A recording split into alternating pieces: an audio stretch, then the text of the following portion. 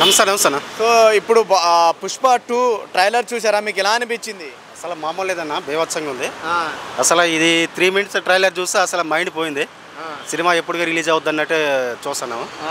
Excellent, అసలు extraordinary. Look అంటే అల్లు అర్జున్ గారు లుక్స్ ఎలా అనిపించాయి సార్ మీకు? అసలు బీభత్సంగా ఉన్నాయి. పుష్ప 2 కన్నా హైలైట్గా ఉన్నాయి. అసలు పుష్ప 1 కన్నా హైలైట్ ఉంది. అసలు పుష్ప 1 కన్నా హైలైట్ ఉంది. సో ఇప్పుడు కొన్ని అమ్మవారి గెటప్లో చూస్తుంటే అల్లు అర్జున్ గారిని ఎలా అసలు డివోషనల్గా అసలు ఏం పెట్టాడని ఆత్రంగా ఉంది. అసలు సినిమా చూస్తే కానీ మనకు అర్థం కాదు. డివోషనల్గా కూడా ఇప్పుడు అమ్మవారి గెటప్లు అవి ఇవి చూస్తుంటే అసలు సినిమా అసలు మంచి ఎక్స్పెక్ట్ చేయొచ్చు అనమాట, హై లెవెల్లో. మరి ఎలాంటి ఎక్స్పెక్టేషన్స్ ఉన్నాయి మూవీ పైన మీకు? మూవీ పైన అన్ని రికార్డులు బ్రేక్ చేస్తుందని నేనైతే అనుకుంటున్నాను. అంటే చాలా మంది బాహుబలి రికార్డులను బ్రేక్ చేస్తుంది, ఆర్ఆర్ రికార్డులు అని అంటున్నారు. నిజంగానే చేసే ఛాన్స్ ఉంది అనుకుంటున్నారా? ఇప్పుడు ట్రైలర్ చూస్తే మన ఒపీనియన్ ఎలాగ ఉంటుందంటే దాని అంటే ఇప్పుడు మన బాహుబలి రికార్డ్ కూడా బ్రేక్ చేసే ఛాన్సెస్ కనిపిస్తుంది. ఓకే సార్, ఇప్పుడు లాస్ట్లో మనకు అంటే ట్రైలర్లో పుర్రెలు వేసుకుని ఒక ఫైట్ సీన్ కనిపించింది. సో ఒకవేళ ఆ ఫైట్ సీన్ థియేటర్లో ఉంటే ఎలా ఉంటుంది అనుకుంటున్నారు? అసలు మామూలుగా ఉండదు. 2 నిమిషాలు మన ట్రైలర్లో చూస్తే ఇంత బీభత్సంగా ఉంటే థియేటర్లో ఒక 4-5 నిమిషాలు ఉంటుంది ఫైట్ సీన్. ఇంకెలాగ ఉంటుంది ఒకసారి మనమే ఊహించుకోవచ్చు. బీభత్సమే. అని ఇప్పుడు అమ్మవారు ఫైట్ ఎలా ఉంటుంది అనుకుంటున్నారు మీరు? అసలు మామూలుగా ఉండదు.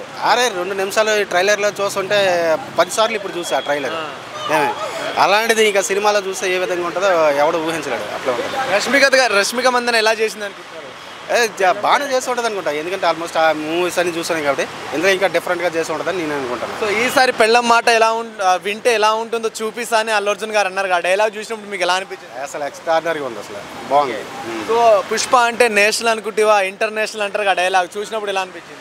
పుష్ప అంటే తగ్గేదే, అది ఒక బ్రాండ్ అనమాట. అంటే ఇంటర్నేషనల్ లెవెల్లో అల్లు అర్జున్ అంటే ఇంటర్నేషనల్ ఐకాన్ ఇప్పుడు. ఓకే, సో ఇప్పుడు అల్లు అర్జున్ గారు అంటే ఏదైతే ఉన్నాయో సినిమా హైప్ వచ్చిందని చెప్పేసి మెగా ఫ్యామిలీని దూరం చేసుకుంటున్నాడు.